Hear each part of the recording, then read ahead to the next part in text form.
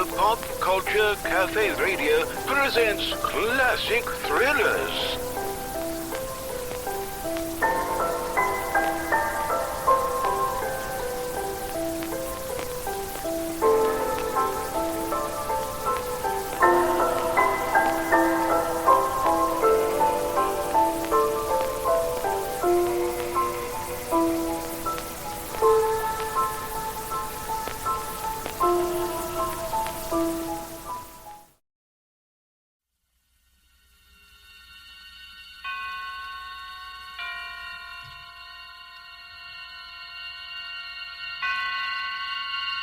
Roma Wines present Suspense.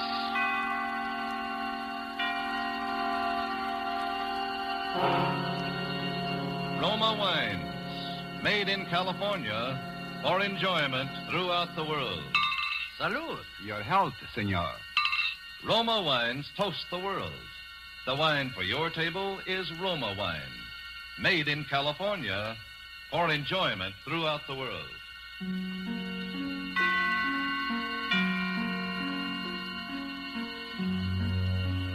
This is the Man in Black, here for the Roma Wine Company of Fresno, California, to introduce this weekly half hour of Suspense. Tonight from Hollywood, Roma Wines bring you a star, Mr. Paul Muni. And so with Lucille Fletcher's play for broadcasting called The Search for Henri LeFevere, and with the performance of Paul Muni, we again hope to keep you in suspense.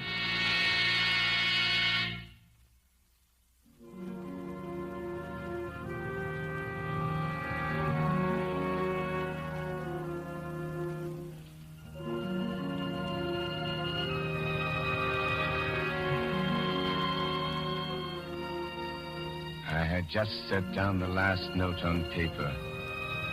You know what it is to write a piece. The agony, the drudgery, the exaltation. A fever consumes one. Hours melt away at the piano. Time, people mean nothing. The world revolves around this rocking song, this tender magic. A heavenly feeling comes into your heart and nestles there. So it was with this music. I had just set down the last note on paper. I was happy and weary and full of peace. I lay down on the sofa to relax before Suzette brought my supper. There's a radio near the couch. That night I turned it on.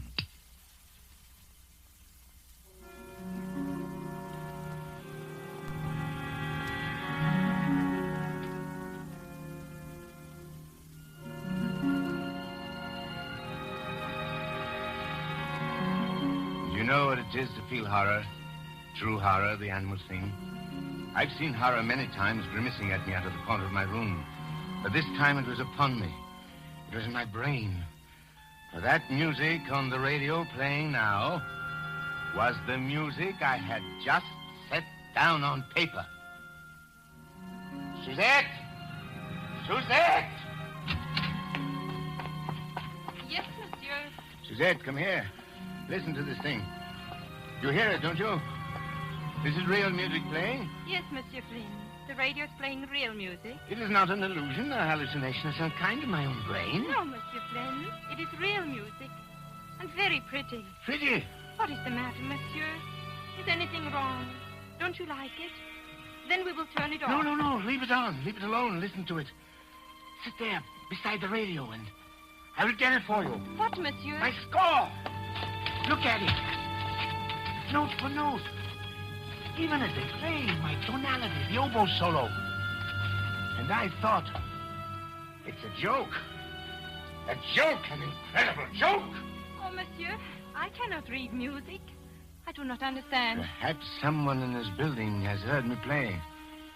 But no. This orchestration is the same, and the orchestration is a secret, quiet thing that one does alone. Perhaps they have stolen the score. Someone has copied it. But I only finished it this afternoon. It has been here in a drawer and on the piano. Unless someone else. There is someone else, someone like me. With my brain, my soul? A kind of double? It is over now, monsieur. Do you want me to turn it off? No. See what they announce. So concludes another... See what they dare to say. Series. You've been listening to the Elegy for Orchestra, Opus 42, by Henri LeFevere. Henri LeFevere! Henri LeFevere! Calm yourself, monsieur. Henri LeFevere! Why, I've never heard of the man. He's an imposter. And they're liars. Get me the broadcasting station at once. She slipped out of the room, and I sat there staring at the freshly written pages. My brain was reeling. It was my music, every little note, every turn of phrase. Before me, the silent radio faced me like a mocking, sardonic sphinx. Adolphus, my good fellow, what's happened? Monsieur Picard. I thought it best to bring him, monsieur. You're a good friend. Did you call the broadcasting station? Yes, monsieur. And what did they say? They said, monsieur.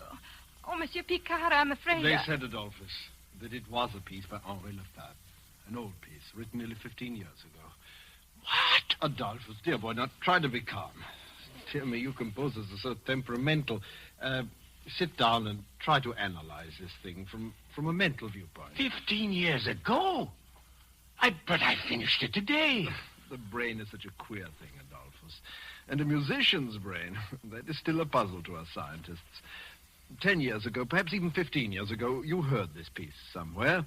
Perhaps your conscious brain scarcely noted it. You were thinking your own thoughts, but your subconscious reached out and grasped it for yourself.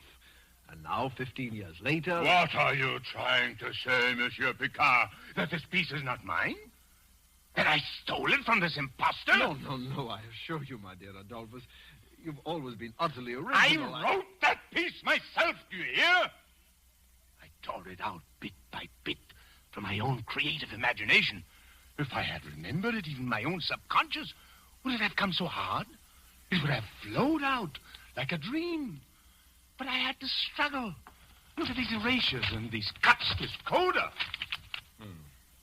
And you say it was exactly this way on the radio? Exactly as though they had copied out the parts in the twinkling of an eye.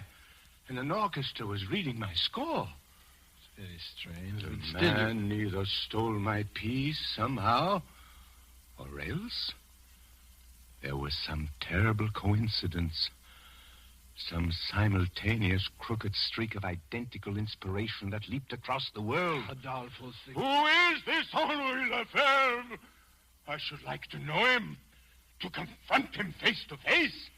Henri LeFevere. You've never heard of him, Adolphus? No. He was a rather famous composer in my youth, a writer of symphonies and operas. And what has happened to him? Is he still alive? It is an interesting question, Adolphus. I must confront him, do you hear, Monsieur Picard? I'm convinced that there's something unreal about all this.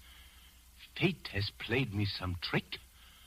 There is some horrible linkage between this man and myself.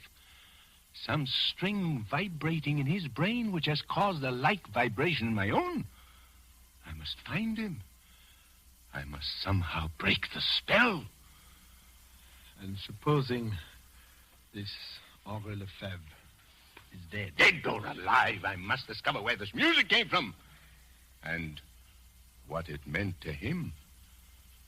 And what it may mean to me.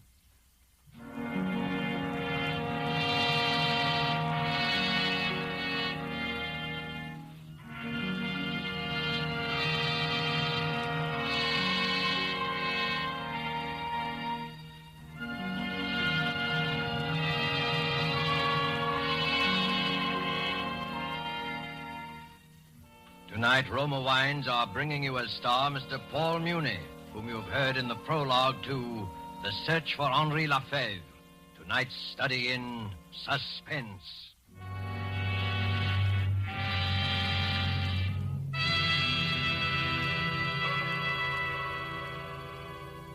Down in Bermuda, there's a famous club, renowned for its fine food and gracious living. Suppose we go there now to the exclusive Coral Beach and Tennis Club and observe a dinner party on the terrace. One of the party, a North American, has just raised a toast to his hosts. As he lowers his glass, another is raised by his Bermudian friend who says, "It has been a pleasure, my friend," and in a way, payment on a pleasant obligation to your United States. For your California has given us this superb wine in which we drink these toasts.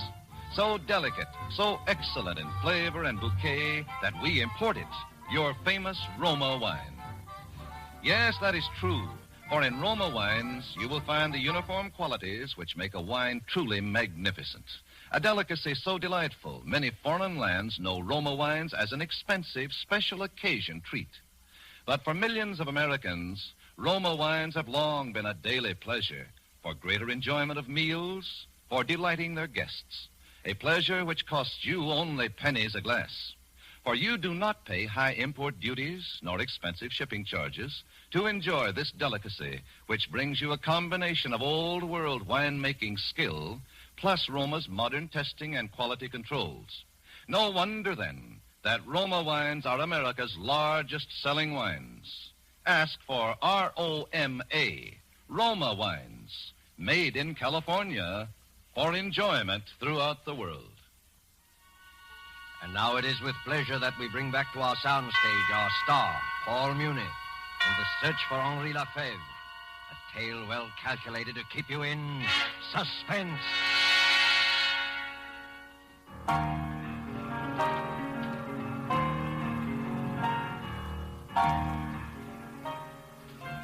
Henri LeFevere, born 1885, Rouen, France. Educated at the École Normale, fellowship student in composition, the Paris Conservatoire. Won Prix de Rome 1908 with piece entitled Étude contrapuntale. Studied under Saint-Saëns for 2 years. Made first great success with performance of opera Ectate, which was presented at the Paris Opera in... Do you want me to go on, monsieur? No. These dictionaries tell you nothing. They make everything smell of dust and corruption. Has the mail come in yet? No, monsieur. Only the package of music from the library. His music? Yes, monsieur. Then what are we waiting for? Give it to me. Henri LeFevere. Elegy. Opus 42. Incredible to think of all those years. Look, Suzette. The paper is already turning yellow. The engraving is old-fashioned, and yet it's exactly... Adolphus. Yes? I have a letter from his publishers. He is still alive. Thank God. But there is some mystery about him. They would not give me his present address. What do you mean? They say they've not heard from him in 10 years. His musical output has ceased. He submits nothing, does not answer their letters. Well, then how do you know he's still alive? They occasionally hear from Madame LeFevere. Madame LeFevere? He has a wife who's been living in Rouen. Good. We will write to her at once. That will not be necessary, Adolphus. Now, calm yourself. This is the best news of all. Madame LeFevere has arrived now in this very city. In fact, I brought her here to see you. Bring her up at once. Adolphus, I beg of you, now calm yourself. You'll frighten her. You must not be too hasty. I will not frighten her. I will only find out where he is. Or perhaps even seeing her. Sometimes reality shrivels everything. The truth becomes drab, This commonplace. This way, Madame LeFevere. Over here. Yes, madame, this door. I stood quite motionless in the center of the room.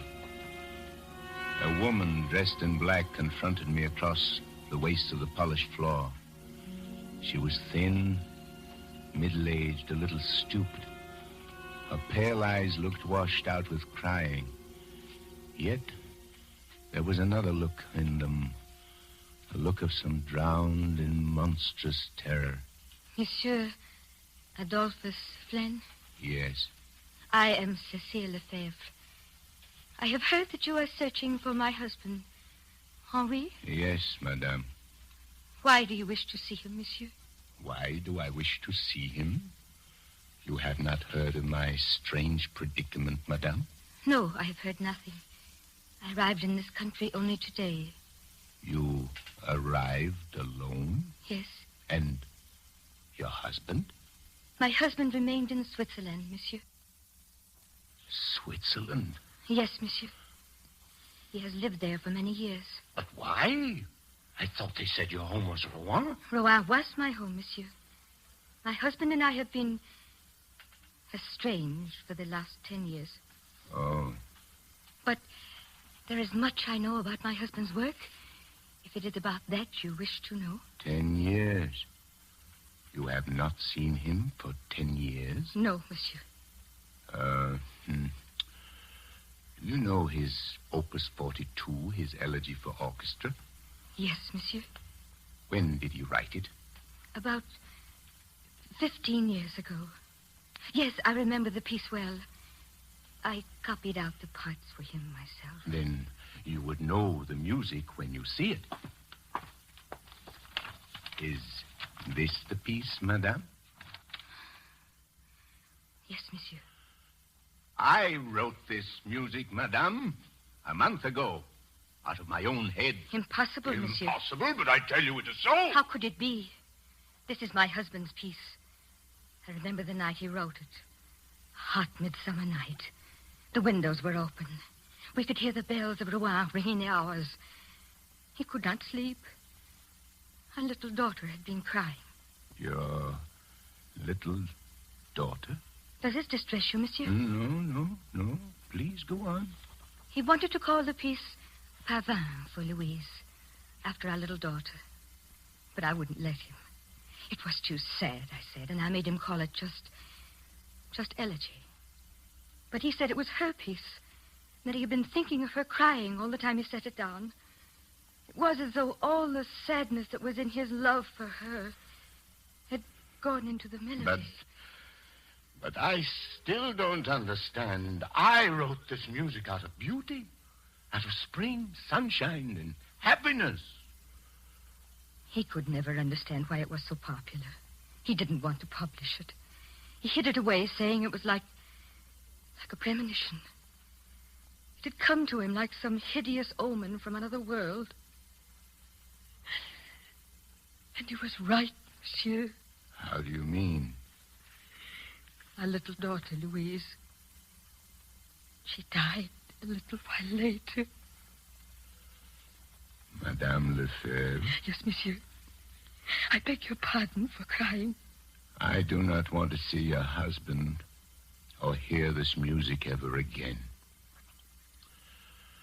My search is ended. Do you believe in ghosts, madame? No, monsieur. I've been through too much to believe in poor, sad ghosts. But I do. I believe that neither your husband nor myself really wrote that piece. There is some further horror, some demon force at work in this music. It captured him, and it has captured me. Tell me, Madame LeFevere, did your husband write any music after he wrote this piece? Not much more, monsieur. You mean it racked his brain as it has racked mine? Leaving him without inspiration? No, it was not that. He continued to write. He still writes. But nothing he has written for 10 years has had any meaning. What do you mean? Monsieur, have you not already guessed the truth? My husband has gone mad. He has been mad for the last 10 years, shut up in an asylum in Switzerland. Oh. I have told very few people. It is a form of horrible neurosis. Work neurosis, the doctors call it. He seems to have lost his heart. The events of his past life are meaningless to him. He has even forgotten our little dead Louise. How terrible. And now he sits in a bare room and writes music all day long. He's become a slave, a machine. They tell me that his shelf is packed with scores, but all of them are only an endless jumble of notes. Notes such as a child might scrawl across the paper. And it was the music? The ghost music that did this? Who knows, monsieur? Yes. There were seeds of madness in this thing. Even from the beginning, there was something uncanny. Why should that radio play that music just after I had finished the piece? Why should you, a perfect stranger, have come here and found me? Perhaps I, too, am destined to go mad. Monsieur, believe me, people do not go mad so easily. To be destroyed as my husband was destroyed, one must have deep sadness and love. One must have human ties, a wife, a beautiful little child. You have no such ties, monsieur. No. I have no ties. My husband went mad because he loved too much. When our little Louise died, he thought that he had killed her. She died of simple pneumonia, but he could never understand. He became insane with grief. He thought he was her murderer. Don't you see, monsieur? You who live here alone, whose life is so quiet. Madame LeFevere. I beg your pardon, monsieur. I have seen you before, Madame LeFevere. Hi, monsieur. I have met you somewhere. I have heard your story. You have come here before? No, monsieur. I have never come here before. Then why should your face seem so suddenly familiar? And your words? There's something uncanny about this thing, madame. For a moment, I thought I knew. Knew what, monsieur? I thought I knew you and your husband and Louise, and that I had lived. Monsieur! Perhaps it was only in one of my nightmares. But somehow... Try to remember, please. Remember... The little house in Rouen. The stone house. The tree in the garden. The coffee on Sunday afternoons. The Bechstein piano by the window. The bedroom with the calico curtain. The little carriage underneath the stairs. Louise doll carriage. Louise! What have they done to her? They have taken her away. And I have killed her. A little doll carriage waits at the bottom of the stairs, but she will never come back. Never come back. No. She has been dead for 10 years. You must not think of her anymore. You're getting better. Dr. Picard says you are getting well. Dr. Picard? Your doctor, Henri. What are you talking about? I have no doctor. Don't you see, my darling? Your long search is over.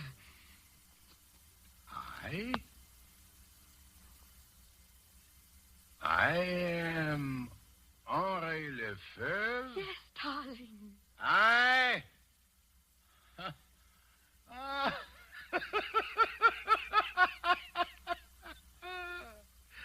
am shriveled old man. I locked up in the walls of a lunatic asylum for 10 years, writing a jumble of notes like a little child. Then who is Adolphus Flan? A name you made up, darling. A poor, mad name. My symphonies are rubbish, you say? My adoring public are only shadows running across the walls? And these mountains beyond my window? These mountains? You are lying to me! Henri.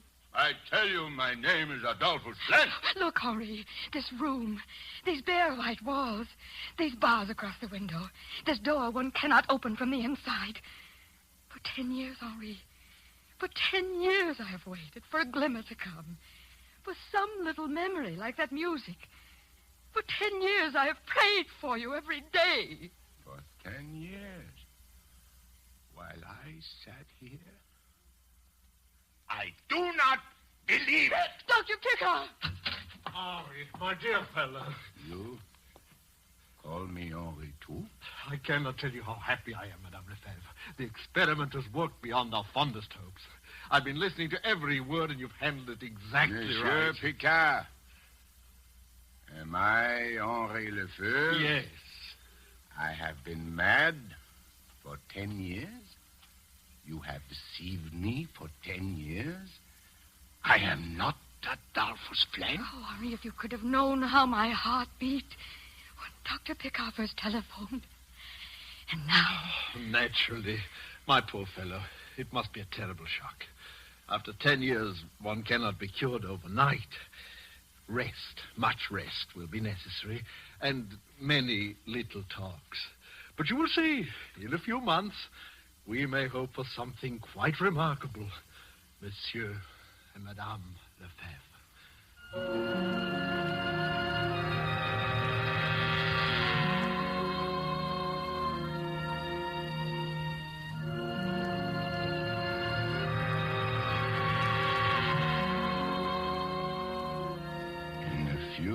He said, in a few months I would be able to go back.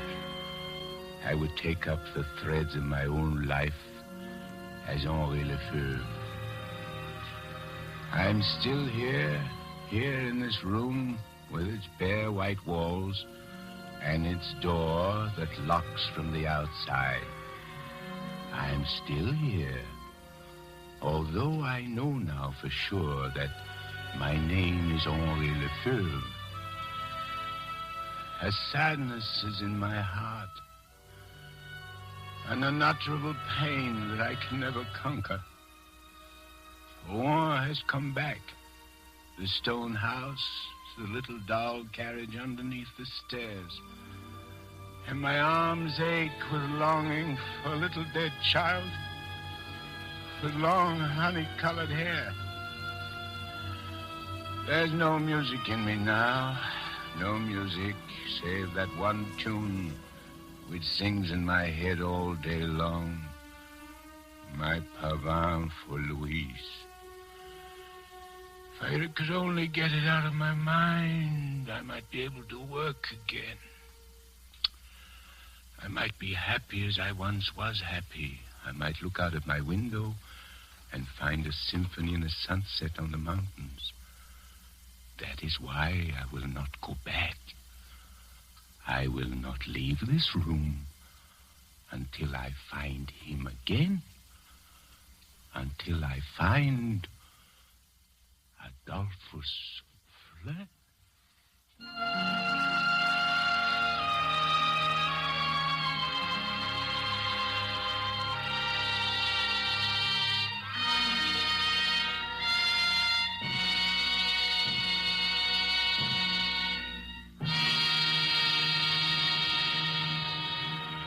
And so closes The Search for Henri LeFevre by Lucille Fletcher, starring Paul Muni. Tonight's tale of Suspense. Suspense is produced and directed by William Spear. Roma wine makes every meal taste better. That's the proven experience of those who have discovered the flavor-complementing magic of these superbly delightful yet inexpensive wines. For a new mealtime thrill, try serving food with Roma wines, whether it be fish, meat, or poultry. Then simply place the bottle well chilled on the table with the meal. Serve it in any kind of glass. Once you taste the addition these delightful wines bring to the zest and savoriness of even the simplest dishes, you'll wonder why you've ever done without Roma wines. Remember, it costs you only pennies a glass to add the marvelous flavor-complementing magic of Roma wines to your daily meals. Ask for R-O-M-A, Roma wines, America's largest selling wines, made in California, for enjoyment throughout the world. This is Paul Muni. It's been a great pleasure to appear in this distinguished radio play theater, which is devoted to the art of suspense. I should like to pass along to you the information that I just gleaned from Mr. Spear. Next week, at this same time, my friend, Mr. Herbert Marshall, will be your star in that very extraordinary novel of vengeance and retribution called The Beast Must Die. And one more word. You've been hearing a great deal about the Fifth Warlone Drive. It may sound to you as though we on the radio are being a little overly insistent about it. Well, we are being insistent. You must listen. You must respond. Buy an extra war bond tomorrow. Next Thursday, same time, you will hear Herbert Marshall as star of Suspense. Presented by Roma Wines, R-O-M-A. Made in California for enjoyment throughout the world. This is CBS, the Columbia Broadcasting System.